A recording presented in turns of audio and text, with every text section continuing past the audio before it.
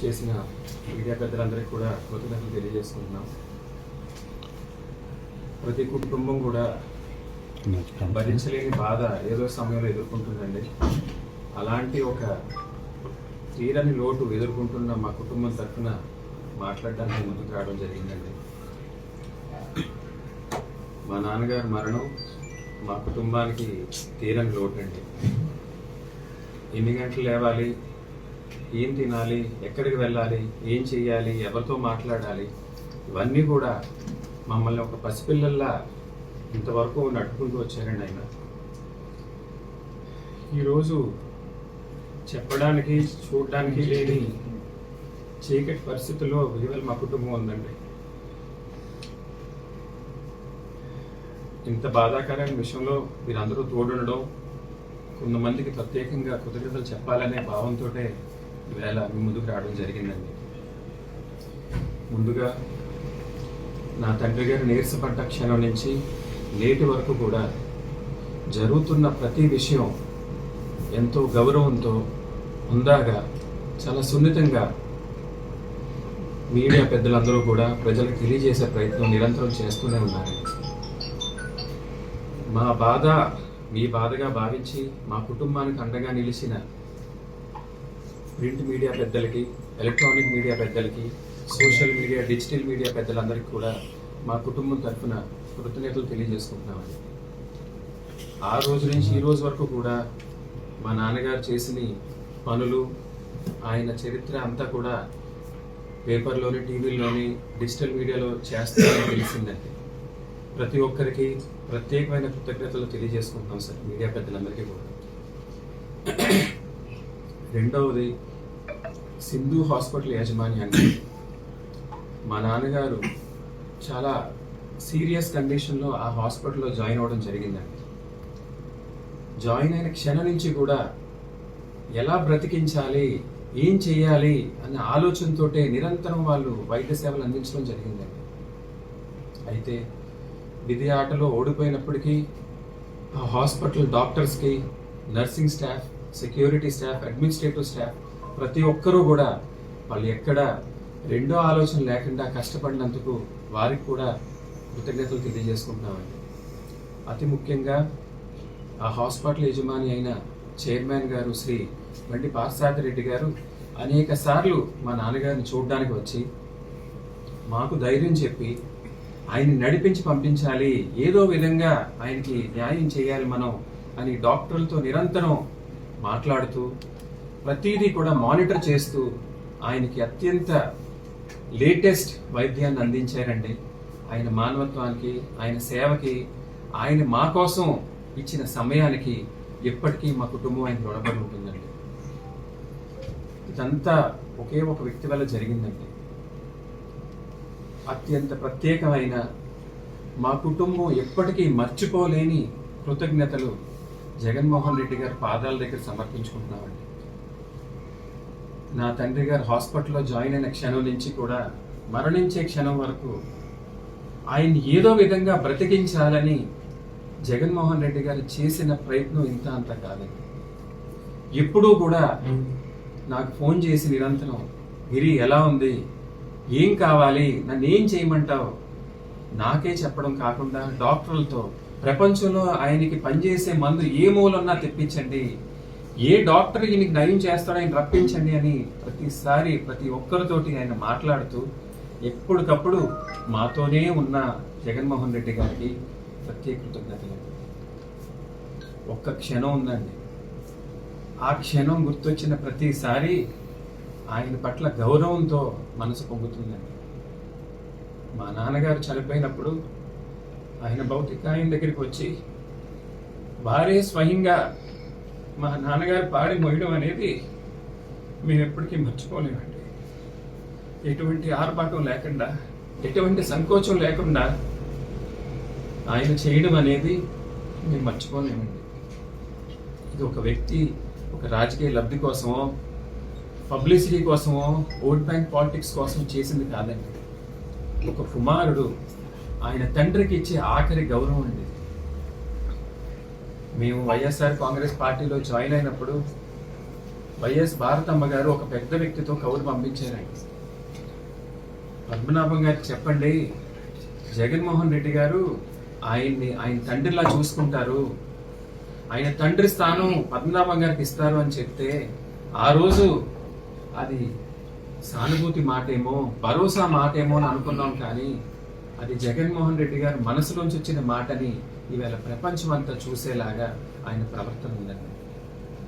ఎన్ని జన్మలెత్తినా ఆయన రుణం మా కుటుంబ సభ్యులు ఎవ్వరూ కూడా తీర్చుకోలేమని మరొకసారి తెలియజేసుకుంటున్నానండి. మా నాన్నగారు మరణం వెంటనే మన రాష్ట్ర గవర్నర్ గారు, మన రాష్ట్ర ముఖ్యమంత్రి గారు, ఉప ముఖ్యమంత్రి గారు, తెలంగాణ రాష్ట్ర ముఖ్యమంత్రి గారు, ఉప ముఖ్యమంత్రి గారు, అలాగే అనేక మంత్రులు, ఎమ్మెల్యేలు, ఎంపీలు, పారిశ్రామికవేత్తలు ఎంతో మంది ఆయనకి సానుభూతిగా తెలిపి ఇంటికి వచ్చి ఘన నివాళులు అర్పించారండి. మందకృష్ణ మాదిగ గారు పెద్ద ఎత్తున తెలంగాణ నుంచి ఇక్కడ వరకు వచ్చి ఆయనకి సానుభూతి తెలపడం, ఎంతో మంది కార్యకర్తలు, అభిమానులు మా బాధ ఆయన బాధ వాళ్ళ బాధగా చూసుకుని మాకు ఎంతో ధైర్యాన్ని ఇచ్చిన ప్రతి ఒక్కరికి కూడా పేరు పేరున పాదాభివందనాలు చేసుకుంటున్నానండి. ఇంత కష్ట సమయంలో మా కుటుంబంతో నిలబడిన ప్రతి ఒక్కరిని కూడా ఎప్పటికీ మర్చిపోలేమని, మీరు చూపించిన ప్రేమ, గౌరవం మా కుటుంబం పట్ల ఎప్పటికీ మేము అందరం గుర్తుపెట్టుకుంటామని చివరిగా తెలియజేస్తున్నాను. కొన్ని విషయాలు చెప్పాలంటే, నాన్నగారు మరణం తర్వాత చేసిన ప్రతి కార్యక్రమం కూడా ఆయన చెప్పినట్టుగానే చేసాం తప్ప ఇందులో ఎటువంటి ఆలోచన, మా సొంత ఆలోచన, సొంత పెత్తనం ఎప్పుడూ లేదండి. ఆయన ఏమేమి ఆశయాలు ఇచ్చారో, ఏమి ఆచరణించారో, నాకైతే ఏమి చెప్పారో ప్రతిదీ కూడా మా కుటుంబ సభ్యులందరూ కూడా అవే చేసుకుంటూ వచ్చాం తప్ప ఎక్కడ డీవియేట్ అవ్వలేదండి. మేము చేసింది ప్రతిదీ ఆయన ఆఖరిగా చెప్పిన ఆఖరి కోరికలే తప్ప రాజకీయంగా కానీ, సానుభూతి కోసం కానీ, పబ్లిసిటీ కోసం కానీ చేసిన పనులు కాదని ప్రజలందరూ గుర్తుపెట్టుకోవాలి. సార్, మీ సోదరి చెల్లెమ్మ గారు వస్తే మీ నాన్నగారిని ఎందుకు చూడలేదు సార్? అయ్యా, నాన్నగారు మరణించే ముందు నాకు 5 విషయాలు చెప్పడం జరిగింది. మొదటిది, నన్ను కాల్చొద్దు, పాత పెట్టు, ఇంటిలోనే 8 అడుగులు పైగా లోతు తీసి అక్కడే పాత పెట్టు, మొదటిదండి. రెండవది, పెద్ద రోజు కానీ చిన్న రోజు కానీ చెయ్యొద్దు, నేను ఎక్కడికి వెళ్ళను, ఇక్కడే ఉంటాను, రెండవది చెప్పారండి. మూడవది, ఏ స్త్రీకైనా పెళ్ళయ్యాక తన భర్తే తన సర్వస్వం అయిపోతుంది. భర్త పోయిన ఆడది గుప్పటి దుఃఖంలో ఉంటుంది. అలాంటి సమయంలో వెళ్ళి తన బొట్టు, తన చీర, తన గాజులు తీసేయడం అనేది ధర్మం కాదు. ఎప్పుడూ ఆ పని చెయ్యొద్దు. మీ అమ్మకి నాతో గాజులు, పువ్వులు, బొట్టు రాలేదు, తన పుట్టుకతో వచ్చింది. కాబట్టి నేను వెళ్ళినా ఎక్కడున్నా ఆవిడ వ్యక్తిత్వం, ఆవిడకంటూ ఒక స్థాయి, ఆవిడ గౌరవం ఎప్పుడు కాపాడాలి, కానీ ఎప్పుడు అది చేయనివ్వకు, ఎవరిని దగ్గరికి వెళ్ళనివ్వకు అనేది మూడోదండి. నాలుగవది, ఆయన చెప్పినట్టుగా చెప్తున్నాను సార్ మీ అందరికీ. ఆ రాజమండ్రి ఎదవ నేను చచ్చిపోయినా, మీ అమ్మ చచ్చిపోయినా దాని గాలి కూడా ఈ ఇంటి మీద తాగడానికి వీల్లేదు. ఎప్పటికీ దాన్ని క్షమించకు, ఎప్పటికీ దాని దగ్గర రానివ్వకు, గుర్తుపెట్టుకో అని చెప్పడం జరిగింది. ఐదవది, ప్రభుత్వం ఏమిచ్చినా స్వీకరించొద్దు, ఎప్పుడు వాళ్ళ దగ్గర చేయి చాపొద్దు అని 5 విషయాలు చెప్పడం జరిగింది. ఆయన చెప్పినట్టుగానే మేము అన్నీ కూడా చేసుకుంటూ వచ్చాము. మా విషయం పక్కన పెట్టండి. ఇప్పుడు కన్నంతకే పిల్లలకి తల్లిదండ్రుల మీద సర్వ హక్కులు ఉంటే, కానీ కష్టపడి పెంచి, చదివించి, పెళ్లిళ్ళు చేసి, సమాజంలోకి ఇంటి పేరు ఇచ్చి, ఒక స్థానం ఇచ్చిన తల్లిదండ్రులకి ఒక కోరిక, ఆశయాలు, ఆశలు, గౌరవం, మర్యాద ఉండకూడదా అండి? కేవలం కన్నంతకే పిల్లలకి సర్వ హక్కులు తల్లిదండ్రుల మీద ఉంటాయా అండి? ఇంకా తల్లిదండ్రులకంటూ ఏమి గౌరవం, ప్రతిష్ట, మర్యాద ఏమి ఉండవా అండి? ఇంకా అవి కోరుకోకూడదండి తల్లిదండ్రులు? ఏ రోజైతే ఆ తల్లిదండ్రులు బాధపడ్డారో ఆ రోజే వాళ్ళ పిల్లలే కాదండి, అది నేనన్నా ఎవరన్నా సరే. ఆ విషయంలో నా తండ్రి పడ్డ బాధ ఇంత అంతా కాదని. హార్ట్ అటాక్ వస్తుందంటే చేయడానికి ఒక టెస్ట్ ఉంది, ఫ్రాక్చర్ అయితే చూడడానికి ఒక స్కానింగ్ ఉంటుంది, క్యాన్సర్కి బ్లడ్ టెస్ట్లు ఉంటాయి, మానసిక క్షోభకి ఏ టెస్ట్ ఉండదండి.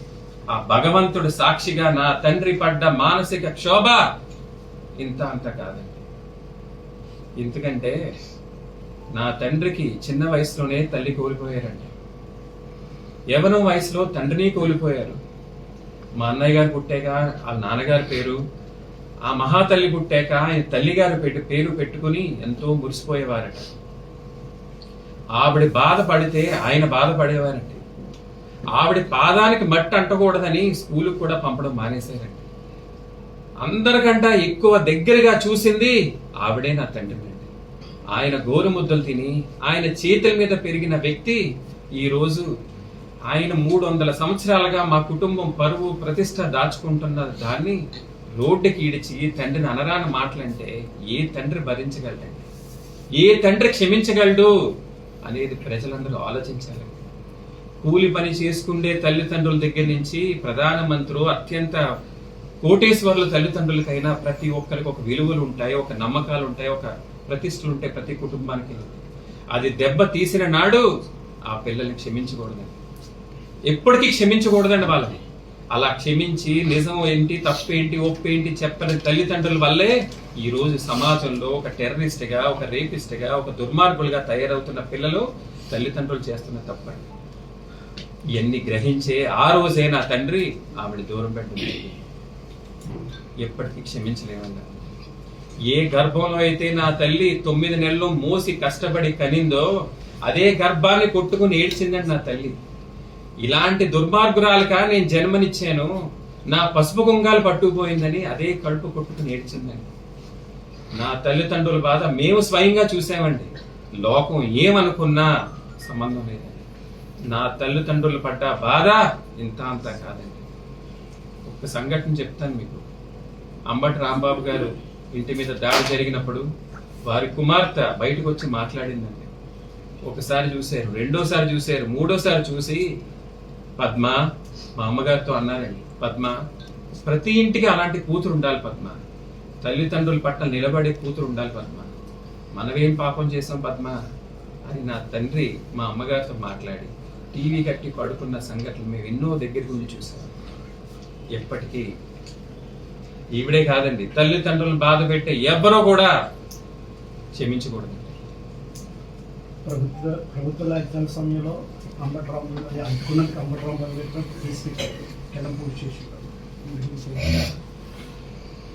ప్రభుత్వ లాంఛనాలు ఆయన ఎప్పుడూ కోరుకోలేదండి.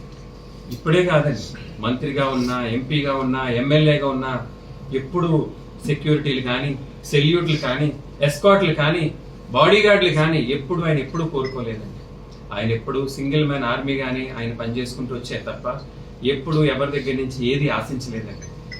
ప్రభుత్వ లాంఛనాలు వద్దని చెప్పడం మా నిర్ణయం అండి. ఆయన మాకు చెప్పిన ఆదేశాలే మా అన్నయ్య గారు మేము ప్రభుత్వం చెప్పడం జరిగింది, పెద్దలు కూడా అనౌన్స్ చేయడం జరిగింది. అయినా సరే పోలీసులు చాలా దారుణంగా ప్రవర్తించి ఆ రోజు డిఎస్పీ గారు నాన్నగారిని ఇంటికి తీసుకురాగానే నా దగ్గరికి, మా అన్నయ్య గారి దగ్గరికి, మా అమ్మగారి దగ్గరికి వచ్చి కూడా అడిగారండి, అయ్యా ఆవిడ వస్తానంటుంది ఏం చేయమంటారు అని.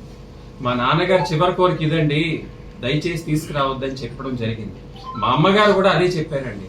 అయినా సరే దగ్గరుండి దుర్మార్గంగా పోలీసులు తీసుకొచ్చి నా తండ్రి మరణాన్ని కూడా ప్రశాంతంగా బాధపడే యోగం లేకుండా చేసిన పోలీసుల్ని ఎప్పటికీ మర్చిపోలేము. ఇదా వాళ్ళు ఇచ్చే గౌరవం అండి? చేయవలసిన గౌరవం చేయకుండా మీ సెల్యూట్లు, మీ బోర్లో డబ్బులు ఎవరికి కావాలండి? ఎంత అవమానమా నా తండ్రికి? ఆయన ఆఖరి కోరిక కూడా తీర్చలేని పరిస్థితుల్లో మమ్మల్ని పెడతారా? ఇదేనానండి అధికారం ఉంటే ఇంత దుర్వినియోగం చేసుకుంటారా? ఇదా సమయం మీ రాజకీయంగాని మీ అధికారం చూపించుకోవడానికి? అంబటి రాంబాబు గారి మీద కేసు పెట్టారని తెలిసిందండి. ఆయన చేసింది ప్రతిదీ కూడా మా కుటుంబం కోసం, మా తండ్రి కోసం చేశారు. ఆయన మీద కేసు ఏది పెట్టారో మా కుటుంబం సభ్యుల మీద అందరి మీద కూడా అదే కేసు పెట్టండి. వారిని ఎప్పుడు విచారణకు పిలిచినా ఖచ్చితంగా మేము వెళ్తాం, ఆయన తరపున మేము నిలబడతాం. ఇందులో ఎటువంటి సందేహం లేదండి. నా తండ్రి ఆశయాలు గౌరవించిన వాళ్ళని మేము నెత్తి మీద పెట్టుకుని పూజించుకుంటాం తప్ప దుర్వినియోగం చేసి అధికారం ఉందని మా తండ్రిని బాధ పెట్టే వాళ్ళని మాత్రం మర్చిపోవండి. రాజకీయ విమర్శలకు వచ్చేంటారు మీ యొక్క కాంతిమైన కారణం మనం ఎలా చెప్తాం సార్ అవన్నీ? ఆవిడ ఒక పార్టీకి వెళ్ళారు, మేము ఒక పార్టీలో ఉన్నాం. పార్టీలు ఏదైనప్పటికీ కుటుంబం అనేది కుటుంబం అండి. అంతేగాని రాజకీయ లబ్ధి కోసం దేన్ని త్యాగం చేస్తున్నారండి? సరే, ఈవేళ ప్రతిపాడు ఎమ్మెల్యే ఇచ్చేశారు, నన్ను చిత్తుగా ఓడించేసి డిపాజిట్ లేకుండా చేశారు, మంత్రి అయిపోయింది, లెక్కలేని ఆస్తి సంపాదించింది. ఏం కోల్పోయిందండి? అట్ వాట్ కాస్ట్ ఈజ్ ఈ ఎర్నింగ్ ఆల్ దాట్? దేవుడు లాంటి తండ్రిని వద్దనుకున్నా, భూదేవి లాంటి తల్లిని వద్దనుకున్నా, రామలక్ష్మణ్ లాంటి అన్నదమ్ములను వద్దనుకున్నా, స్వర్గం లాంటి పుట్టిల్ని వద్దనుకున్నా, తల్లిదండ్రులు లెక్క చేయని మనిషి ఎవరిని లెక్క చేస్తుందండి? ఏ పార్టీని లెక్క చేస్తుంది? ఏం సేవ చేస్తుంది అనేది ప్రజలు, ఆ పార్టీ నాయకులు ఆలోచించుకోవాలండి. ఇది రాజకీయం కాదండి, ఇది రాజకీయం కానే కాదు. హైదరాబాద్ వెళ్ళినప్పుడు కూడా తన ఆశ్రయం లేదని కూడా నాన్నగారు గతంలో కూడా మాట్లాడారు. ఆ పరిణామం కూడా కారణం వచ్చింది. అయ్యా, ఫస్ట్ టైం ఎవరు గొడవ మొదలు పెట్టారనేది ప్రజలందరికీ తెలుసు. ఎవరో ఈ గొడవ కారణం అనేది మీ అందరికీ తెలుసు. గొడవైన రోజు నుంచి ఈ రోజు వరకు 4 సార్లు ఆవిడ ప్రయత్నం చేయడం జరిగింది. మొదటిది మీ అందరికీ తెలుసు, కాకినాడ మెడికవర్ హాస్పిటల్లో నా తండ్రి స్పృహలో లేనప్పుడు రావడం జరిగింది. 2, యశోద హాస్పిటల్లో ఉన్నప్పుడు నా తండ్రి రూమ్ లో ఉన్నప్పుడు రావడం జరిగింది. ఆ రోజు నా తండ్రి ఆవిడతో ఏమన్నారో మీరు ఆవిడని అడిగే తెలుసుకోండి. 3వది సింధు హాస్పిటల్కి వచ్చారు, ఆ రోజు కూడా నా తండ్రి స్పృహలో లేదు. 4వది నా తండ్రి మరణించాక వచ్చారు. ఈ 4 సమయాల్లో తప్ప తండ్రి ఎప్పుడు గుర్తుకు రాలేదా అని అడగండి మీరు. ఎందుకు గుర్తుకు రాలేదు? ఈ వేళ గుండెలు పగలిగే ఏడ్చేలాగా, కన్నీరు నీళ్ళు పెద్ద పబ్లిసిటీ చేసేలాగా ఏడుపులు ఏడుస్తున్నారే, ఏమైంది ఇంతకాలంని? నా తండ్రి ఇంతవరకు కోమాలో లేరే, ఇక్కడికి వచ్చేస్తే మేము ఎవరు బయట తోసేలేదే, ఎందుకు రాలేదు? ఇంత ప్రేమ ఉన్నాను మరి మీరందరూ అడగాలి ప్రశ్న. ఇప్పుడు మొన్నటి మే వరకు కూడా ఆయన ఇంటికి వచ్చి పిలిచిన ప్రతి ఫంక్షన్ కి వెళ్ళారు, ప్రతి పరామానికి వెళ్ళారు, ఇంటికి వచ్చిన అందరినీ ఆదరిస్తూనే ఉన్నారే, ఎందుకండి ఇంతవరకు కనపడలేదు? ఆయన సృహలో లేనప్పుడు, ఆరోగ్యం క్షీణించినప్పుడు, మరణించినప్పుడైనా గుర్తుకొస్తాడు తండ్రి. ఇది మహాపాపం అండి. ఇంత బాధలో ఉన్నా సరే తండ్రి కోమాలో ఉండి సృహ లేనప్పుడు ఎక్కడికి వెళ్ళాలంటే ఒక కూతురన్నా, ఒక కొడుకన్నా, పెద్దలన్నానే తల్లి దగ్గరికి వెళ్ళాలి. తల్లి దగ్గరికి వెళ్ళాలి, ఆ తల్లిని ఓదార్చాలండి. అక్కడికి వెళ్ళి చేసేది తండ్రి దగ్గర ఏమీ లేదండి, తల్లి దగ్గర ఓదార్చాలి. తల్లి ముఖం చూసి ఎన్ని రోజులైందో అడగండి మీరు. ఇదేనా తల్లిదండ్రుల మీద ఉన్న ప్రేమ? ఇదేనా నేర్పిస్తుంది వాళ్ళ పిల్లలకు కూడా? మీరందరూ అడగాలి ప్రశ్న. అర్థం చేసుకోవాలి, ఆ పార్టీ మనుషులు, ఆ పెద్దలు అందరూ కూడా అర్థం చేసుకోవాలి. అదే కాదు, ఆ రోజు తండ్రి మరణించిన రోజు పోలీసులతో పాటు ఒక 50 మంది బౌన్సర్లని రౌడీలతో వచ్చిందని కూడా నాకు తెలిసిందండి. వాళ్ళని ఎవరిని కూడా నేను మర్చిపోనని గుర్తు చేస్తున్నాను ప్రతి ఒక్కరికి. ఎప్పుడు కూడా ఇంటి పెద్దలతోటో కుటుంబ సభ్యులతోటో వచ్చి ఉంటే దానికి గౌరవం వేరండి. నా తండ్రి మాట పక్కన పెట్టి నా తల్లిని ఒప్పించన్నా ఆవిడ గౌరవం నేను చేద్దును. కానీ ఆవిడ వచ్చింది ఒక రౌడీలతోటి, గూండాలతోటి, దుర్మార్గం అధికారం ఉందన్న పోలీసులతోటి వచ్చారండి. ఆవిడ క్షమించకూడదండి ఎప్పుడు ఇలాంటి వాళ్ళు సమాజానికి చీడపురుగులే తప్ప సమాజం మంచి కోరే మనుషుల కింద ఎప్పటికీ మారండి. జనసేన పార్టీ అధినేత పవన్ కళ్యాణ్ ఎన్నికల సభలో కూడా తుల్లో కూడా మాట్లాడారు, తండ్రి మాట దెబ్బలాడకూడదు, ఇళ్ళమన్న సమయంలో కూడా ఆవిడ వచ్చేటప్పుడు కూడా ఎవరు రాలేదు సార్, అప్పటి నుంచి ఇది రాలేదండి. నా బలమైన నమ్మకం ఏంటంటే పార్టీ ఆవిడ్ని వాడుకుంటుందో లేదో నాకు తెలియదు, కానీ ఈవిడ మాత్రం జనసేన పార్టీని, పవన్ కళ్యాణ్ గారిని, జనసేన పార్టీ వ్యవస్థని ఈవిడ మాత్రం వాడుకుంటున్నారు. ఆ పార్టీ పెద్దలే సమాజానికి ఏది మంచిది అనేది ఆలోచించి ప్రవర్తన మార్చుకోవాలని తెలియజేస్తాను. సార్, మీ తండ్రి గారు ప్రతిపాడు నియోజకవర్గాన్ని చాలా ప్రేమించేవారండి. మీరు ఆ నియోజకవర్గ ప్రజలకి ఏం చెప్పదలుచుకుంటున్నారు? ఆయన నాకు ఒక 5 రాజకీయంగా కొన్ని విషయాలు చెప్పారండి. మొదటిది, ఎప్పుడు దేని వెనకాల పరిగెట్టొద్దు. అది అధికారం అన్నా, పదవన్నా, డబ్బన్నా, ఆస్తి అన్నా దేని వెనకాల పరిగెట్టొద్దు. ఎప్పుడు నీ శక్తిని కూడగొట్టుకో, నేను నువ్వు కొత్తగా కనిపెట్టుకో, జ్ఞానాన్ని పెంచుకో, అన్నీ నీ దగ్గరికి వస్తాయి అని మొదటిది. రెండవది, ఎప్పుడూ ఒకరి ఇంట్లోని ఒకరి జీవితంలో దీపం పెట్టడానికే ప్రయత్నం చేయి. ఆ దీపం కోసం ఎంత దూరం అన్నా వెళ్ళు, ఎంత కష్టమన్నా పడు, ఎంత మందినన్నా అడుక్కో. దీపం పెట్టిన మరుక్షణం మర్చిపో. ఎందుకంటే ఒకరికి సాయం చేసే స్థితిలో నా దేవుడు పెట్టాడు అంటే నువ్వు వాళ్ళకి రుణం ఉన్నావు, కానీ వాళ్ళు నీ బానిస కాదు అని చెప్పాడు. మూడవది, నీ దగ్గరికి చాలా మంది వస్తారు. వాళ్ళు దండలు, వాళ్ళ దండాలు, వాళ్ళ పొగడ్తలు, చప్పట్లు మునిగిపోక ఎప్పుడు. వాళ్ళ కడుపులు చూడు, వాళ్ళ బ్రతుకులు చూడు, అవి మార్చడానికే ఎప్పుడు కష్టపడుతూ ఉండు. ఆ మాయలో పడ్డావా నీ జీవితం ఆ రోజుతో ముగిసిపోతుంది. నాలుగవదండి, తెలుసో తెలియకో ప్రతిపాడు నియోజకవర్గాన్ని వదిలేసుకున్నాను. ఎప్పుడు ఆ తప్పు చేయొద్దు. మట్టి మనుషులు, మంచి మనుషులు, కష్టం, గౌరవం, మర్యాద తెలిసిన మనుషులు ఎంత దూరం వెళ్ళినా ఒక పాదం ప్రతిపాడులో ఉండిలాగే చూసుకో. ఎప్పటికీ ఆ ప్రజలకు దూరం అవ్వకు. నువ్వెప్పుడూ మన కుటుంబానికి ఇంత భిక్ష పెట్టిన ఆ నియోజకవర్గం ఎప్పుడు మన కుటుంబం వాళ్ళకి బానిసే తప్ప వాళ్ళ పైన కాదని నాలుగవది చెప్పారండి. ఐదవది, కళ్ళు పెద్దవి చేసి గంభీరంగా నా గుండె కొడుతూ ఒక మాట చెప్పారండి. గుర్తుపెట్టుకోగిరి, దేవుడి కన్నా ధర్మమే ముఖ్యం. ప్రజాసేవలో ఉన్న నాయకుడికి తన కుటుంబం కన్నా ప్రజలే ముఖ్యం. అదే నీ కర్తవ్యం. కొడుకుగా, తమ్ముడుగా, భర్తగా, తండ్రిగా ఉన్న గిరికి, ప్రజాసేవలో ఉన్న గిరికి ఎప్పుడూ యుద్ధం జరుగుతూనే ఉంటుంది. కానీ నీ చూపు, నీ లక్ష్యం, నీ అడుగు, నీ ధర్మం, నీ కర్తవ్యం వైపే ఉండాలి తప్ప ఎప్పుడు ఇటువైపు మళ్ళకూడదు. అయితే రోజులు మారిని, తరం మారింది, మనుషుల ప్రవర్తన, మనసులు మారిని. కాలం తగ్గట్టుగా మారినా ధర్మం వైపే నీ అడుగులు ఉండేలాగా నిరంతరం ప్రయత్నం చేయి. అదే నీ పదవి, అదే నీ ఆస్తి, అదే పెద్దలిచ్చే ఆశీర్వాదం. ఈ 5 కూడా నాకు చెప్పడం జరిగిందండి.